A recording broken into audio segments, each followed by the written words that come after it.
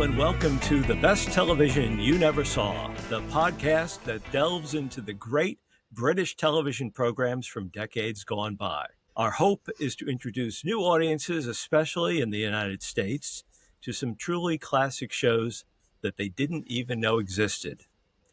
I'm Greg Koseluk, and joining me in this televisual feast is my co-host, film historian and good friend, Glenn Mitchell. Glenn is the author of such excellent books as the Laurel and Hardy Encyclopedia, the Chaplin Encyclopedia, the Marx Brothers Encyclopedia, and silent comedy A to Z, or A to Z. I'm the author of several books. Most germane to this podcast is the Great Britcoms. So, hello, Glenn. Welcome. Hi, Greg. It's good to be here. Those books, by the way, are now very old, as is the author. But anyway. Yes. Mine is too. I think mine came out in 2000. Well, Yeah, the fact that... At least yours doesn't have long S's in it. The fact that... And you did get the joke when I said televisual feast. Oh, yes. Yeah. Mm-hmm. Yeah, I sometimes you get indigestion from them. Well, that's a line from Fawlty Towers, and it was. This isn't boding well. I can't remember the guy's name. John Cleese. No, John Cleese. Bernard. Bernard Cribbins. Bernard Cribbins. Thank you. Yeah, Bernard or Bernard or Z or Zed, and the fact that we say Z while you say Zed attests to the fact that the Americans and the British are common, or what's the line goes? Two countries separated by a common language. Common language, yeah. And now, prove also, by the way, that the British do have some things in common with the French. they say Z as well. Do they? Yeah. So I've never been to France, but I kind of like. I didn't have to go there to find that out. Actually, explain this to me when I was at school. They called you up and told you, Frenchman. Yes, Frenchmen say Z. Make no mistake of this, boy. He says, this will become invaluable to you in the future. They called you up from Cafe Rene, so I told you that. So that was our school canteen. You should have seen the waitresses. Oh well, aside from they doubled as biology mistresses. But let's not go into that. I have to take a drink from my BBC mug here. I have a purely non-BBC mug. This is a flower power mug. Well, it's just flowers, really. It's poppies. It should be used in November. So, you asked before how I happened to come by a BBC mug, which I told you I won.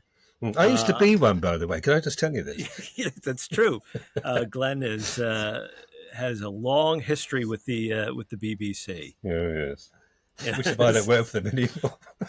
but you exist. You survive. I survived the BBC. Yeah. The picture behind you, I think, right over your head. I think that might be one of the former chairs of the BBC. I'm not sure. Far be it from me to comment.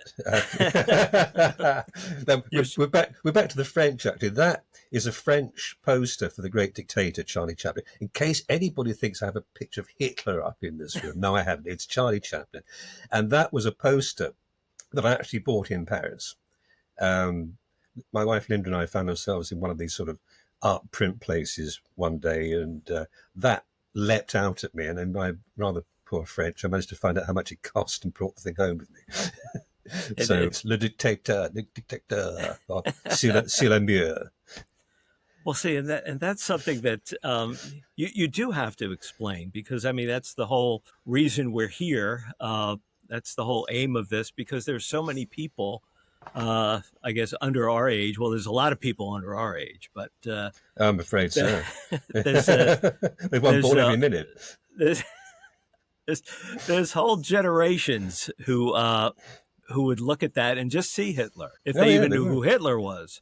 Well, quite a lot of them don't. That's the terrifying thing. So, but there are so many, and we've talked about this before. There's so many people who don't know for example, who Laurel and Hardy are. No, I mean that's one of the great pains for me because it used to be that every generation of kids grew up knowing who they were because of TV. We all did, and it suddenly stopped. Now you've got maybe a quarter century's worth, 20 years worth of kids who've come up not knowing them.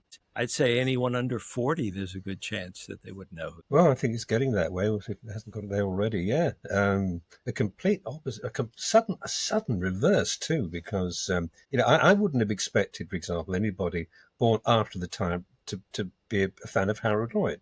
But there was a period when those who had been maybe between 5 and 10, 15 years old, circa 1980, knew Harold Lloyd very well because his stuff was being shown here, those Time Life TV packages, which historians and purists object to.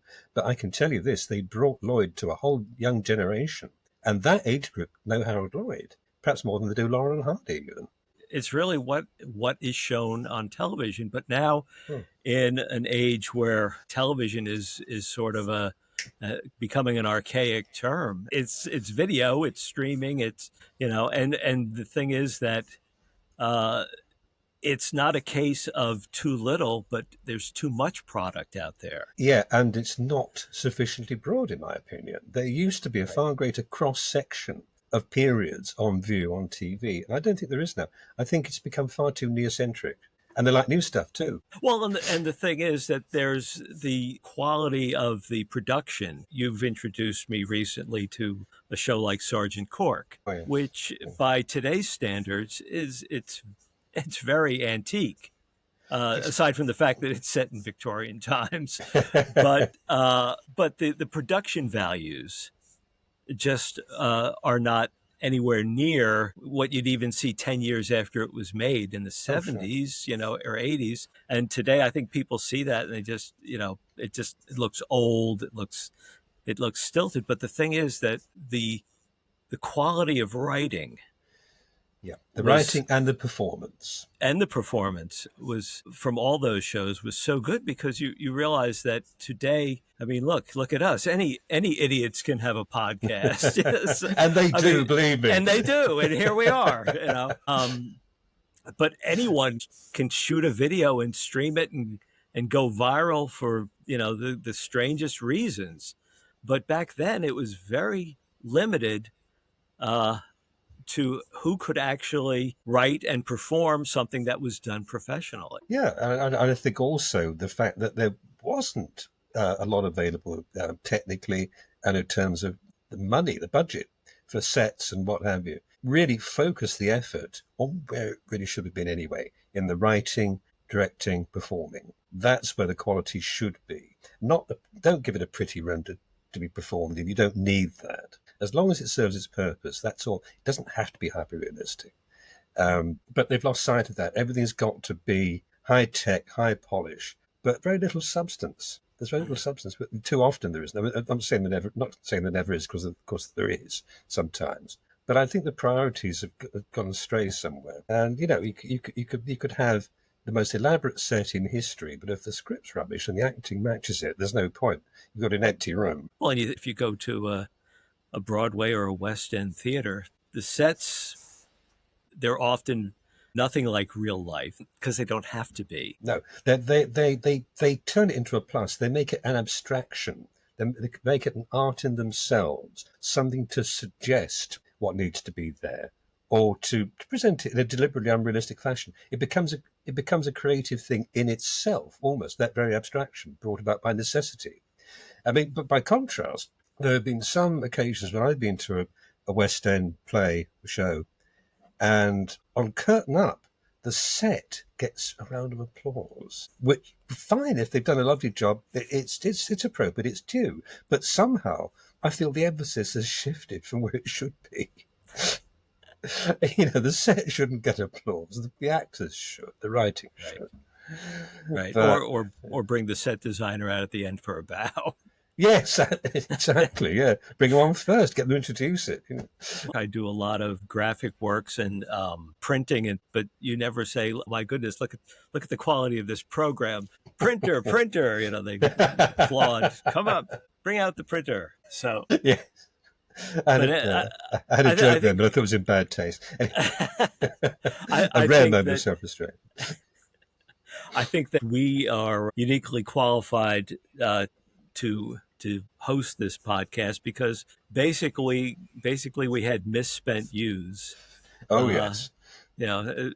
and not going out and while all the other kids were breaking windows and things like that and running from the cops, we were inside watching television. Yeah, Uh, that's about it. And I mean, at least it wasn't hanging out in pool halls. so we watched a lot of television, and it's made us what we are today. You know, oh, The sad results you see out of before you. shape and myopic. So now, I'm not wearing the glasses. Actually, I'm trying to convince people that it hasn't affected my eyesight after all. like Complete lie. there's another joke there about eyesight, but we won't get into that. Let's not pursue that. No, No, let's not do let's that. keep the right side of decency if we can. So, but what was so? Won't be easy. We've said before, you and I, in talking that we basically met probably about 30 years ago, Yeah, it was and about that. Yeah. the more we delved into each other's pasts and were found out with each other weren't horrified. Uh, we realized that we lived very parallel lives. Unnervingly so at times. Yeah. Yeah, it's scary. But anyway, scary for our wives. But anyway, uh, but You notice her keeping well out of this. yeah, I don't see any. She's upstairs, so. Yeah, Linda's Uh, already supplied me with a mug of tea, the one with the flowers on, so she doesn't have to come too close to this. but what was the what's the difference in the television experience in Britain and the U.S. in the '60s? Oh, budgets for one thing. Oh, But that's true. But I mean, you had how many? You had two channels. oh yes, in those terms, yes. I mean, lack of choice, really, or perhaps if you want to turn that into a positive, not spread so thinly. Because when I was small, we had two channels. We had BBC Television, which had been going since the 30s, apart from an interruption during the war, and we had ITV under various names, which had started in 1955 in the London area, at any rate, and spread throughout the rest of the country gradually from then. So when I was a kid, it was BBC and ITV. BBC Two appeared in 1964, and we had it from the start. My dad was an enthusiast for this type of thing, and he made sure we had an properly equipped set in anticipation of the opening because it was a different line standard. It was 405 lines for BBC One and ITV, but BBC Two was on 625 lines in anticipation of colour coming in. So you had to have a set that would pick up 625 lines in order to get the new BBC Two. And by the way, those early sets were not great. The reception on 625 initially was pretty bad. We weren't the only ones who had this problem. It got so that if there was anything good that was going to be on BBC Two, we groaned because we thought, oh God, we're not going to see this very well. This hazy picture. We'd rather have been on BBC One. But that was sorted out fairly quickly. But for the initial months, it was a bit disappointing. But the plus side of BBC Two was that it gave us a kind of haven for stuff they thought was too cerebral for BBC One. Anything they thought had any intellectual appeal was put onto BBC Two. But the majority of the popular comedies and the clues in that were on BBC One and with ITV. So, but we were limited to that. We didn't get a fourth channel in Britain until 1982. Channel 4 came in then.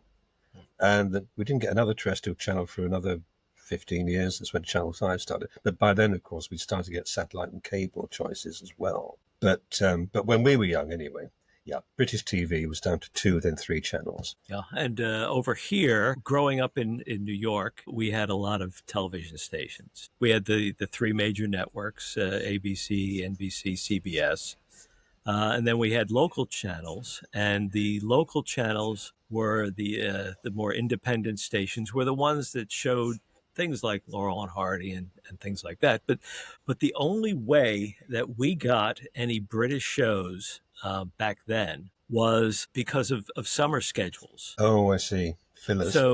So what would happen would be that, well, back in, I'd say that a sitcom or variety show would run up to 36 weeks in a season, which was an awful lot of product, an awful lot of Yeah. work. And then they would stop probably at the end of May, and they'd get a summer show, a summer replacement. That would run for the remainder of the weeks till the new shows would start up in September. This went on until they realized that all they had to do was make 26 shows and show them twice. Show them in reruns. Yeah. But and of course, they do the British shows that were intended also for syndication to the States. They would do them in blocks of 13 so they could sell them in the same manner. They'd do 13, 26, whatever. And so that's why I don't think the BBC did it, but ITV did a lot of shows in the 60s that had that they threw in an American. Oh, yeah.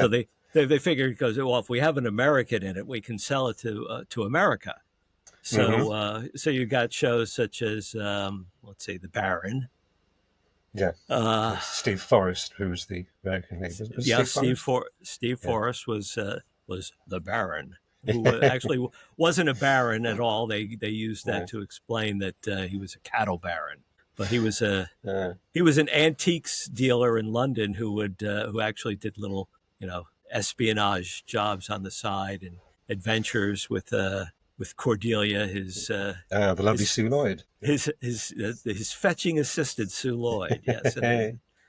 But another one was Man in a Suitcase. Man in a Suitcase, exactly. Ex-CIA man in London, and getting up to adventures, wherever he was essentially for hire as a spy for hire, I guess you could say. Yeah. And again, a North American lead. Yeah.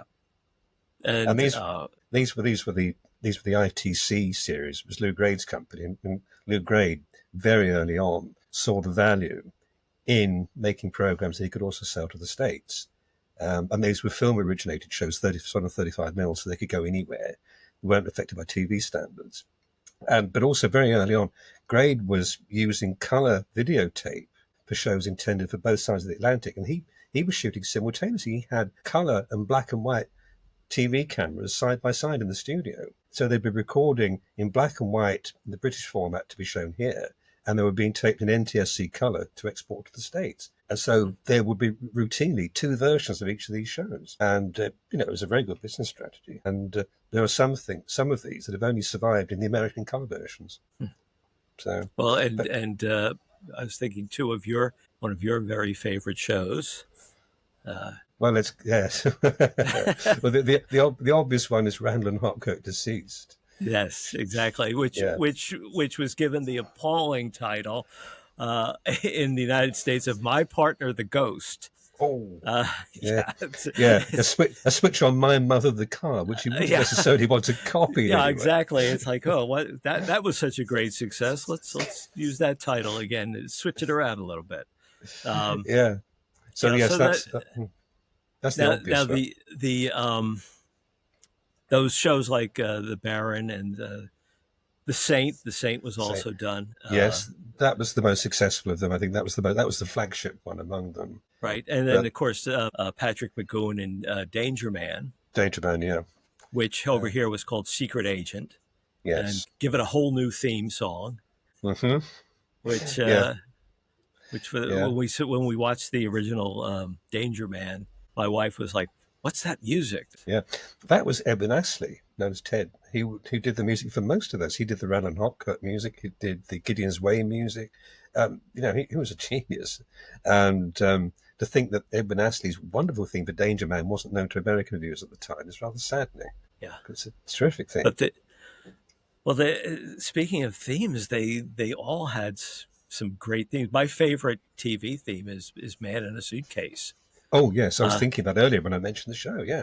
Which was Ron Granger? Grainer, who also wrote this theme for Steptoe and Son, which two very different shows. Called Old Ned. He was another wonderful composer. His theme tune for the Maigret TV series was hugely popular. It was a big hit record. We've got it here somewhere. Somewhere back there. Yeah, not in this room. But no, I know roughly where it is. They're being rerun again at the moment over here on Talking Pictures TV. They're showing the early 60s Maigret shows with Grainer's theme. But yeah, I mean, one of the loveliest things he ever did was for a sponsored film from 1963 called Homemade Car, which I think you've seen. It's a BP sponsored film, written and directed actually by the guy who did the Worst Comedy series and so much else. And I've just got a block on his name. This is really embarrassing. His name, directed the Dot Brief, aka Trial and Error. James Hill. James Hill. He made this. He'd previously won an Oscar for a BP film for it called Giuseppina, and Homemade Car was nominated but didn't get it. But the score is by Ron Grainer, and an absolute joy. Yeah, and you mentioned the Steptoe theme. At one point, there's a rag and bone man character in it who obviously is meant to resemble Albert Steptoe, and there for that, Grainer effectively had to write a variant on his own Steptoe theme to represent the band. He couldn't actually use that theme, I think, but he had to sort of rewrite that. He not quite invert it, but do a new take on it. But anyway, I'm going on too much about that. But it's a lovely short, very charming. The other composer that we have to mention is Ronnie Hazelhurst. Oh, Ronnie, yeah, great man. At the BBC, and we were just watching Some Others Do Have 'Em, and I found out that the theme song, which I believe is played on a piccolo, Yeah, I believe so. is he did Morse code to spell out code. Some Others Do Have Them. Yeah, that's what he did. But that was a variant of what he would normally do. Generally, he wrote the sig tune to a beat where you could sing the title of the show to it. The last of the summer wine. That's what I was thinking of. That's what he'd do. And that was a hallmark of his signatures for TV shows. You could sing the title to it. But that was an interesting variant, doing it in Morse. I mean, that's clever. Ronnie was great. I did know him slightly and met once or twice. And he did those wonderful LPs of music from the Hal Roach films. Okay, they said just for the Laurel and Hardys, but they were used across the board in Roach. But it was music of Laurel and Hardy for this purpose. Yeah, did two wonderful albums of those with his band. Ronnie H and the GG Band, because he'd done these, he'd used these in a game show over here called the Generation Game, and that's when people noticed that they were being used, I think, and that's why he finished up doing at least the first album. But no, a great composer conductor and a nice man. So. Well, until probably about 1974, we didn't get many British shows, except, like I said, those ITC shows that would show up as summer reruns or thrown onto independent stations. By contrast, by contrast, we did quite a few American shows, but perhaps we can come back to that. But yeah, so I should have leapt in now. Big fan. Oh, that's okay. It's a free-form podcast, right? Very free. Podcast. Podcast. But free form. It's very free, not much form. But free form with every 4 gallons. But anyway, but we digress. So the big thing that really opened up or started to open up British television over here was public broadcasting showing, you know what I'm going to say, Monty Python. Yeah. Mm-hmm. So go ahead.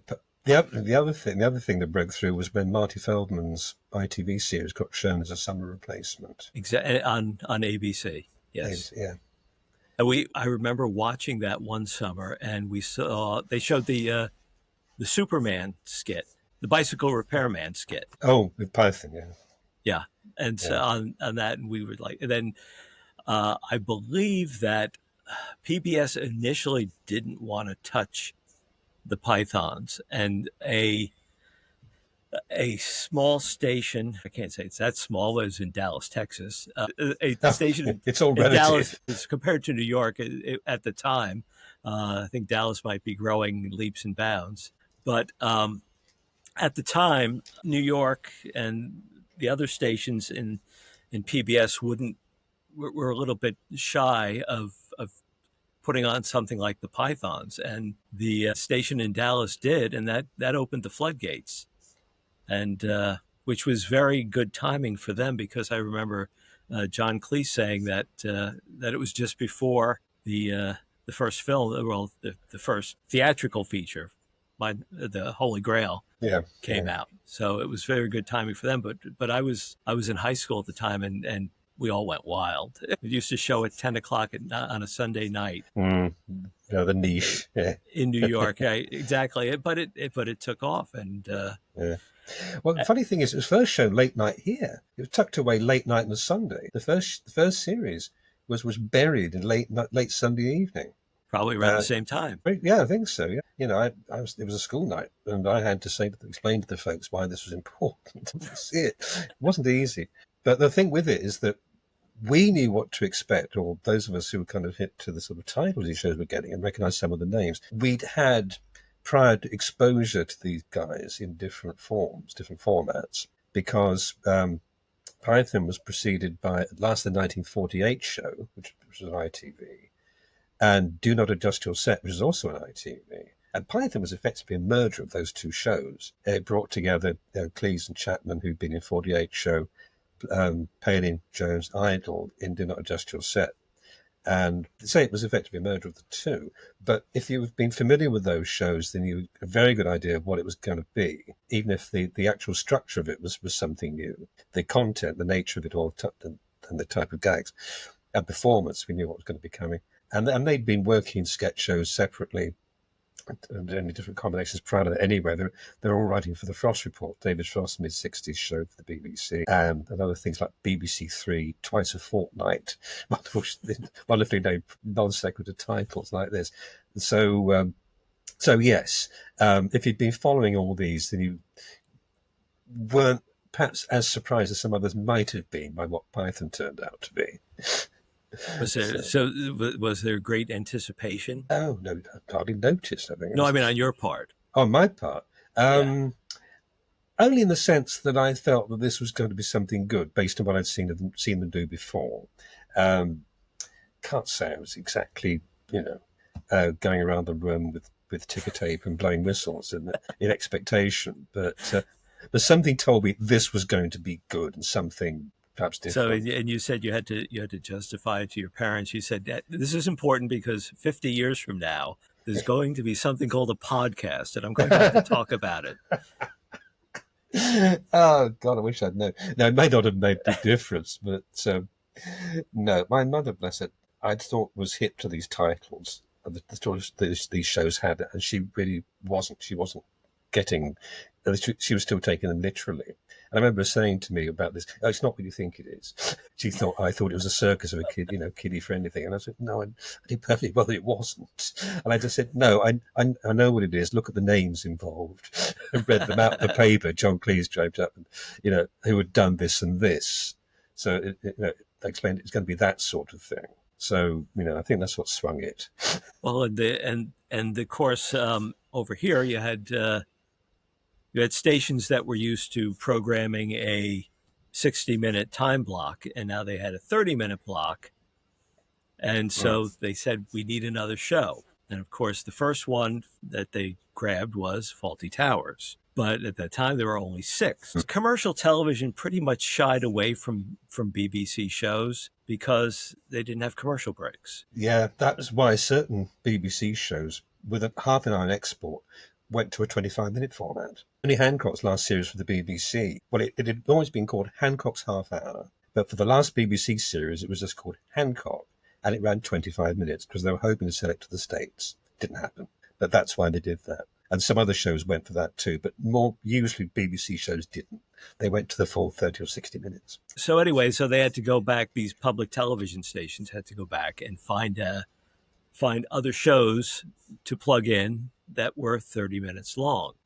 And it varied from market to market, because what was shown in Philadelphia, because I was moving to the Philadelphia area from the New York area at the time, was not what was shown in New York. Because if you wanted to see Reggie Perrin, you'd have to stay in New York. Oh. If you wanted to see something like Good Neighbors, which is actually the American title for The Good Life. Oh, yes.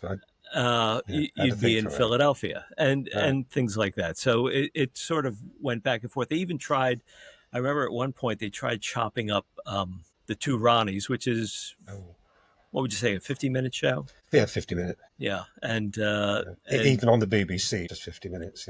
Yeah. 45 minutes maybe. that didn't quite work. Well, let's talk about the differences. The obvious one is that in America, if they get a hit show, they absolutely beat it to death. But there's a lot of shows that we watch that'll go on for like 7 series, and my wife will say they should have stopped after the fifth. Now, Well, they did that with a few British series, I can tell you that. Some of them did outstay their welcome considerably. And I won't name any of them. But I was going to, but I won't. you can, as far as Oh, I'm concerned. I'm in the clear oh, if you say it. yeah. Well, that's true. That's true. There's no one going to knock on your door. Or yeah, they're not going to knock on my door if I say that. They've Oh, started already. uh, she found that Bergerac really Oh. outstayed its welcome. It got very repetitive. But the thing is that in America, like I said, they will have 26 shows a year. I think that's kind of whittled down to 22 as actors got more power and said, "No, we want more time off." 26 shows a year, and they just keep going on year after year. But one thing that we were mystified by when we were watching Faulty Towers is, why are there only 6? That was So the standard run here. yeah, Yeah, a sitcom especially would run. for a comedy, correct? Yeah, they would routinely do maybe only 6, and if they're lucky, they got a further 6, another third series maybe. Sometimes it would vary. They might do 7 or 8. It was rare for them to go on for a long run. Dramas perhaps more likely to, but a comedy show, no, they may maybe do 6 or 13. I'm trying to remember, can't remember now. First series of Python, did they get 13? It was something Yes. like that. Yeah. Yeah. Yeah. Yeah, so that could happen, but there's rarely any more than that, and it's more commonly 6 or 7. And I think it's How about ITV? Is it pretty much the same for? pretty much the same. Yeah, yeah. I think a lot of it is that one big difference between TV comedy either side of the pond is that in America they're often written by committee. You get a huge writing team on board. British comedies tended to be the vision of 1 or 2 writers working in tandem. It was only much later they started to farm out the writing if they'd been running for a while.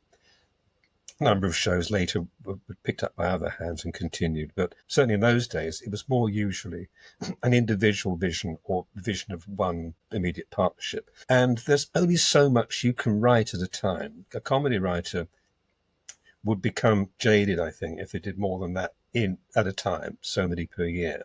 And I think that they didn't want the product to suffer by overstretching it. So I think that's one of the big reasons. If Britain had adopted the US habit of having a big writing team on a show, it would have been different, I think.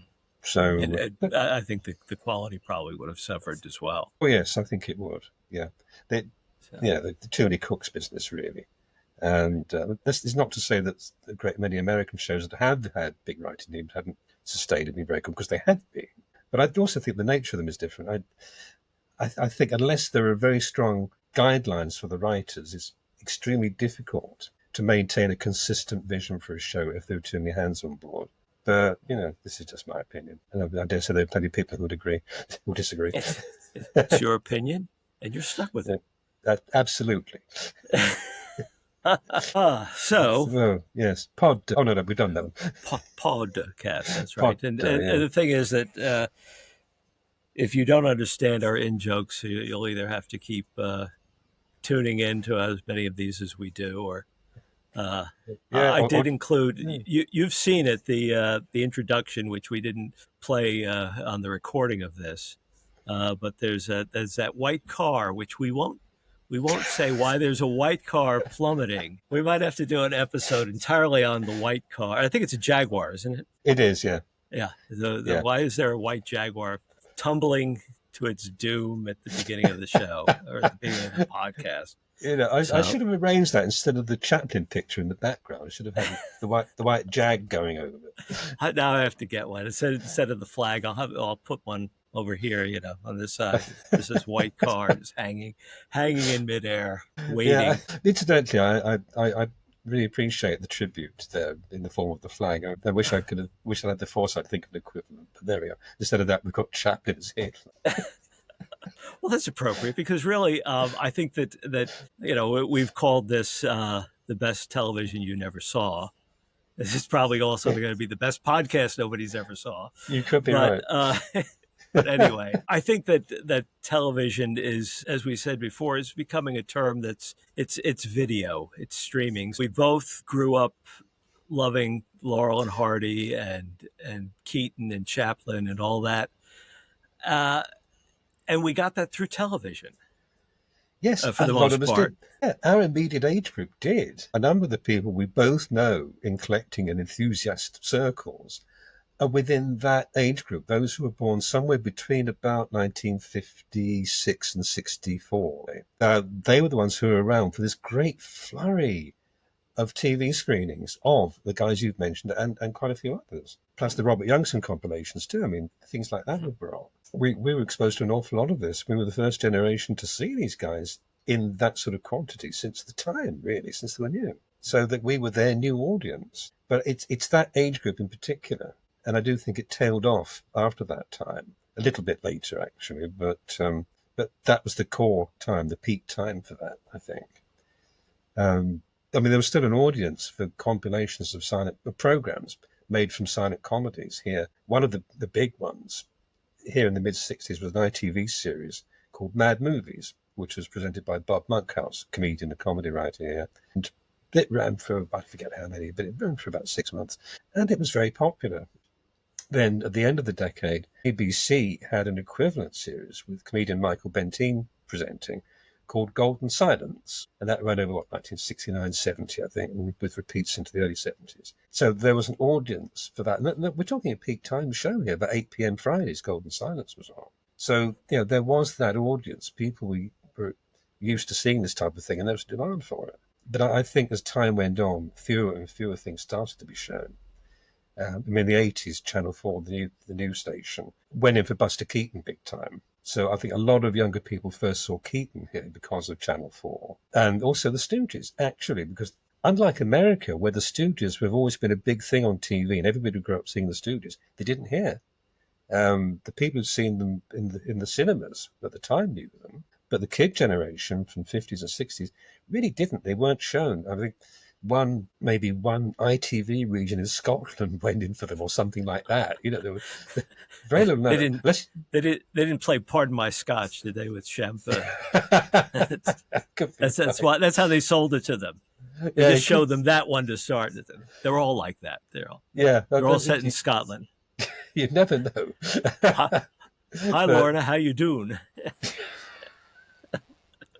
Well, see, we had the Stooges as they, of course, today they'd be parents and teachers would be horrified, but they gave the Stooges to the kids over here. So I mean, every weekday afternoon we'd turn it on in New York and we'd see the Stooges, and we were given the extra treat of having Mo come on about once or twice a year when he was in the area visiting, and he would come on and he'd always say, "Now, kids, don't we do this, but don't gouge each other's eyes out. Don't poke people in the eyes." I know that. Mo had been, I think, lent on a bit. There'd been complaints. I think there'd been letters, and he became very cautious, and I don't blame him. Because of the things that were being said. Yeah, I mean, he's had enough kids time. do imitate these. Hard enough time with Larry suing him for gouging his eyes out. If anyone had a case, Yeah, they could be right. But no, I mean, it was a more sensitive era. Suddenly, right. People were being more cautious, health and safety and all that sort of thing. And the sad truth of it is that, yes, children do copy things. And you have to tell them not to copy what they've seen on the screen. Although God knows how the kids of the 30s and 40s got through without having done these terrible things to each other. That's how we won the war. You know that? Yeah. Well, do you think the World War II, the outcome was significantly affected by the two Stooges shorts where they sent up the Nazis? Yeah, absolutely. We wouldn't have won it without them, because when you're in hand-to-hand combat, Germans just didn't have any defense for an eye gouge. No, none at all. Absolutely. No. So that was the true killer joke. Yeah. So. But But unsung heroes. Talking about the influence on children. I don't remember it. My brother does, who's 2 years older than me. That I must have been about 3, and he was 5. We found a can of green paint in the garage, and my brother says, "Hey, let's play the Three Stooges." And my mother came in, and there was green paint everywhere, including all over us. Oh, But she still let yeah. us watch it. Which is remarkable, really. Yeah. Yeah, I would have been unsure after that. The first Stooges film I ever had, by the way, was something not unlike that. They were doing a decorator's skit, and they weren't on TV. I only knew of them by reputation, and somehow odds and ends I'd seen or come across, I didn't know.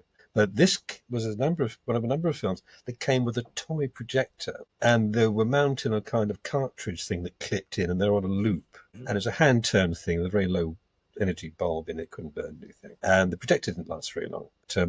But the films did. I've still got them. They were actually standard 8. And I found that if I just spooled them together, spliced them together, spooled them onto one reel, I could run them on the family's regular 8mm projector. So the projector died, but the films lived on. And one of the things in there was the Stooges. And for years, I didn't have the faintest idea what it was from. What was this? They were with Shemp, and it was a decorating skit, and I'd never seen it anywhere else. And it wasn't until about 15 years ago, no, slightly longer than that, nearly getting for 20 years ago, I discovered that it was actually from their 1948 TV pilot. Mm-hmm. And a section of it had made its way into this toy projector selection of films. So I had this great Stooges rarity at the age of about 7 or 8 without realizing it.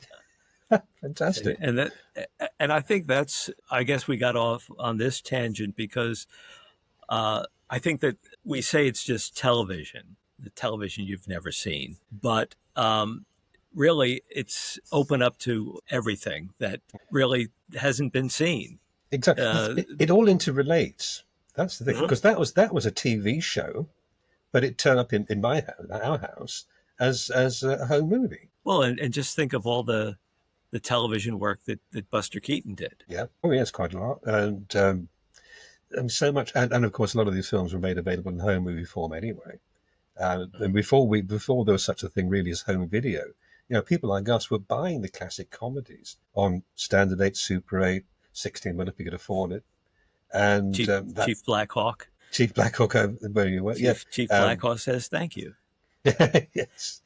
Yeah, and then there were plenty of labels over here that did them, and European ones.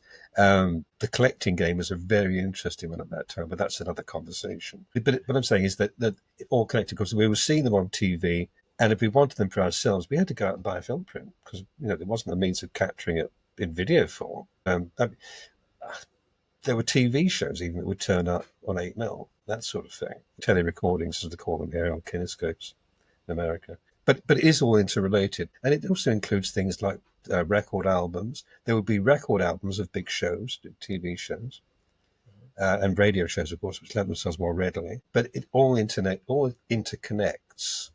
That's the 1948 show I mentioned earlier. There was an LP of that, highlights in the soundtrack. And for years, that was the only place you could hear the famous bookshop sketch, David Copperfield with 1p by Edmund Wells. Because it wasn't around in picture, but it was on that LP. So yeah.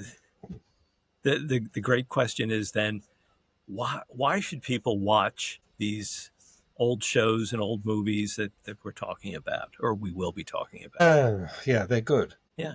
End of argument, really. Yeah, really. It's like, why should you go to a museum to see an old picture from Rembrandt or something? Yes, quite. I mean, look how dull and dingy it is. You couldn't even put the light on.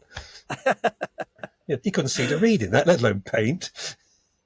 And I think that it does lend itself to giving yourself a full cultural experience of.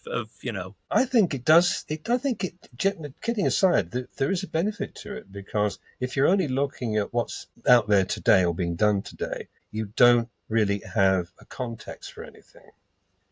And I know it's the thing about, you cannot remember the past is condemned to repeat it and all that. It's not quite like that, but I think it does help an awful lot to understand where we are now as a society, to get into the head of those who are in that society before us or when we were a lot younger.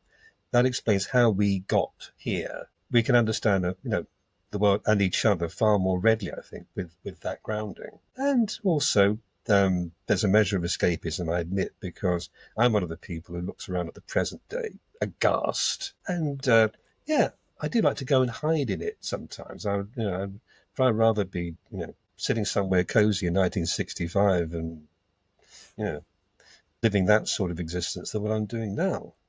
Much as I appreciate present day technology, but it's easy to get labelled a Luddite.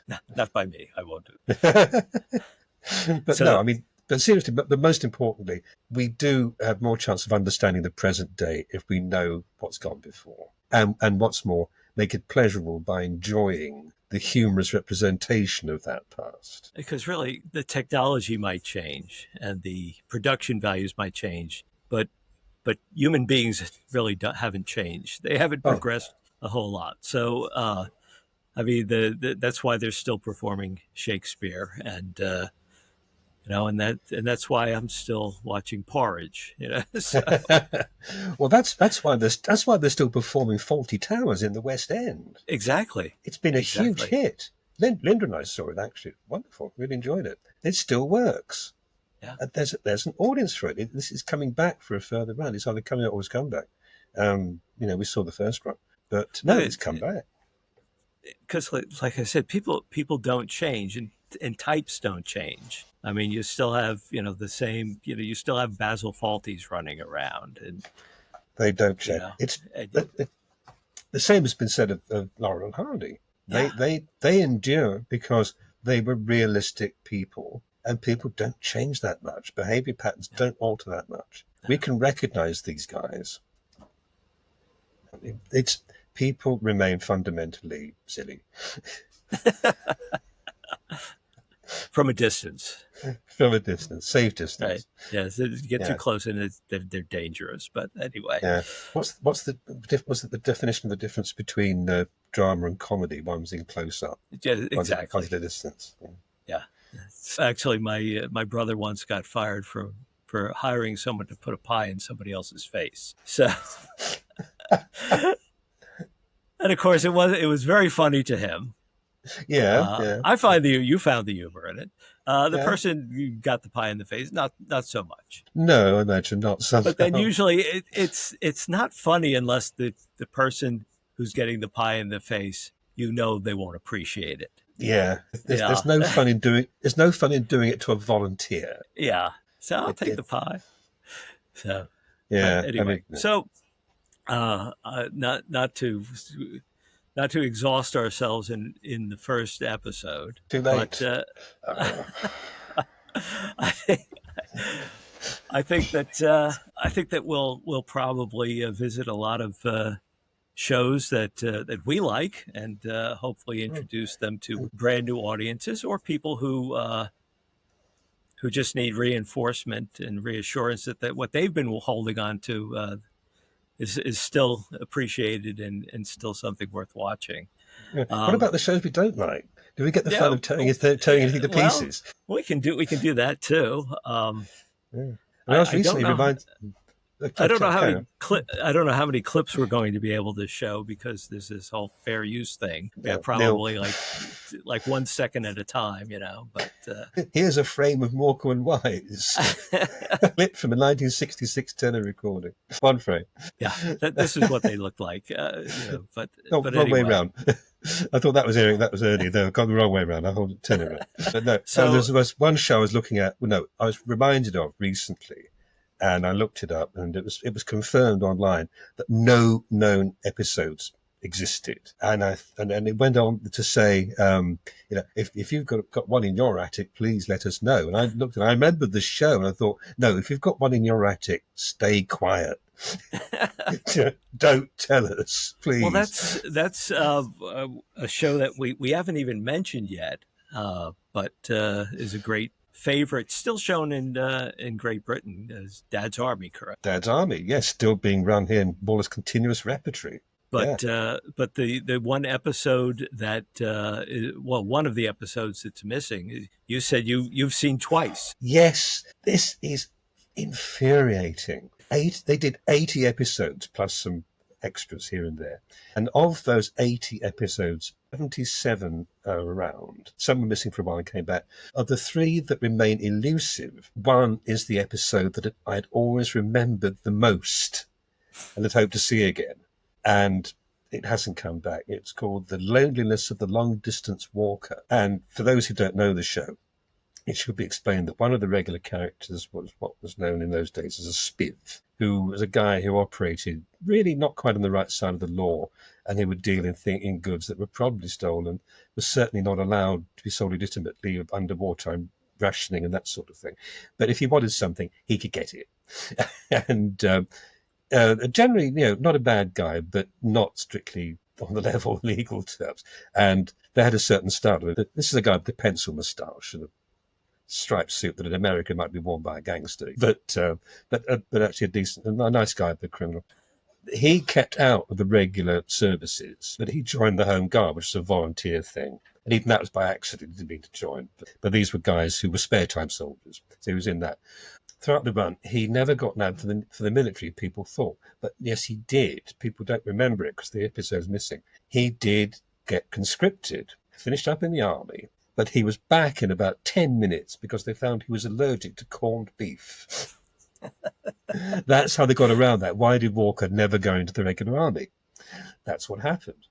And that is one that stayed with me. I saw the original transmission. I think I saw the original transmission of every episode of Dad's Army right from the beginning. And I remember seeing certainly the repeats of all the early episodes, first two series, and probably more.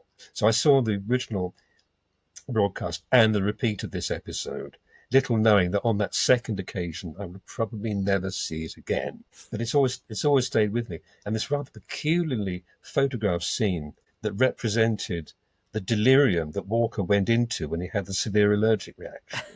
It was quite surreal, a bit scary actually. There are a few things in Dad's Army that were either scary or not that suited to a family audience. Still went out in a family-friendly slot. But at that time, there were things they were doing on TV here that you wonder now, you'd think, God's sake, man, there are children watching. Why are you doing this?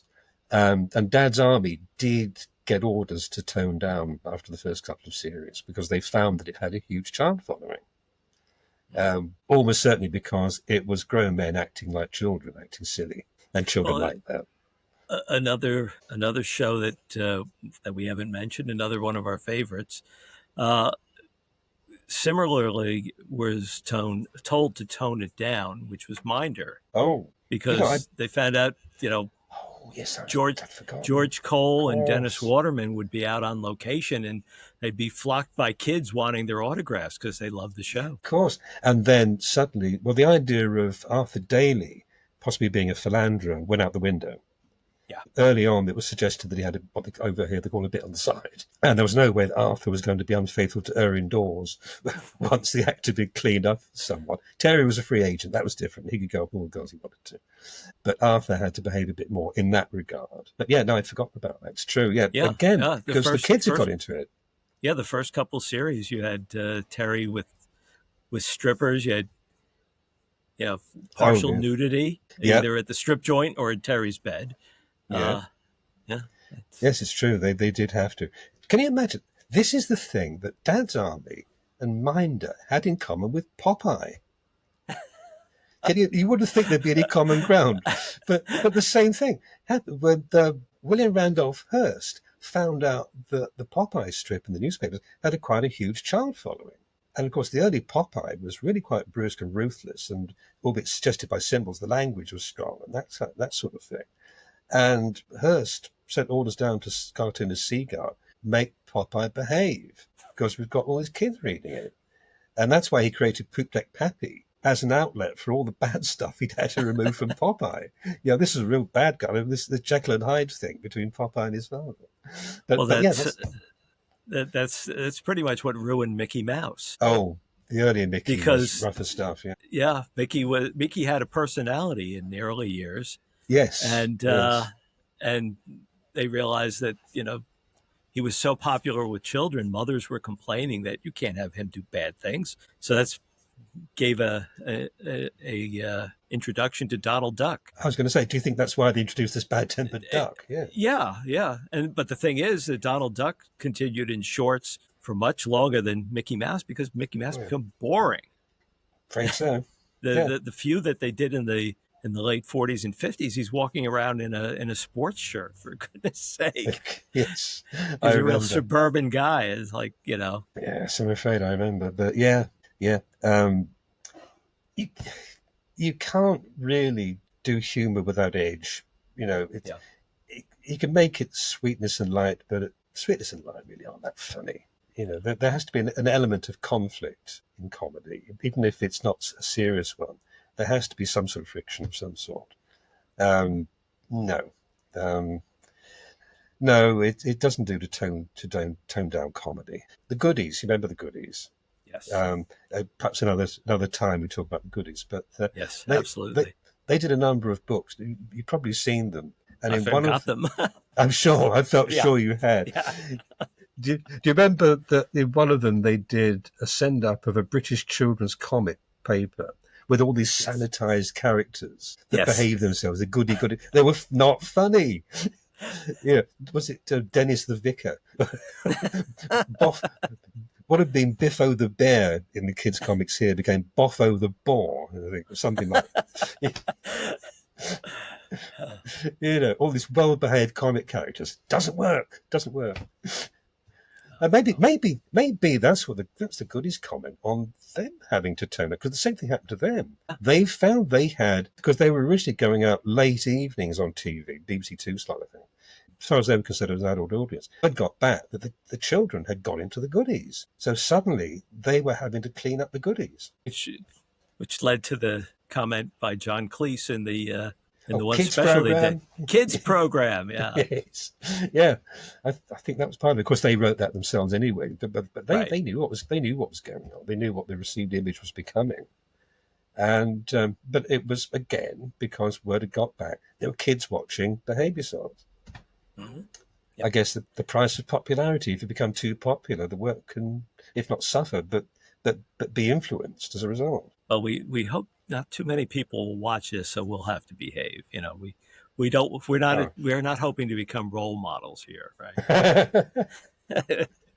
Not very likely. Oh, I hope not. I would hate to think anyebody following my behaviour as a template. It hasn't served me very well, so why on earth would it help anyone else? You could be the anti-hero. Don't let this happen to you. Yes, serve as a warning. Yes. Yes. So, well, I think we should we wrap it up, because you and I could just go on like this for hours, and you've all been a lovely audience. Even if we haven't seen you, yeah. Yeah, even if we haven't seen you, please, if you're seeing this on, we don't know where it's going to wind up. Let me put it this way: No. Could be, you find it in your trash bin, But back to Python again, spam. Yes. Don't throw. Please don't throw the coffee grounds on top of us. But whether it's on YouTube or Spotify or wherever we wind up, if you like us. The show, please watch for more. We'll be back with more specific topics, hopefully very, very soon. Frankie Howard catchphrase to conclude, perhaps. If you've enjoyed it, tell your friends. Well, I was going to end with and it's good night from me. Oh, and it's good night from him. Yes. I have to say that, unless you want to vary him. No, that's fine. So that's good enough for us. Thank you all, and we'll see you soon, hopefully.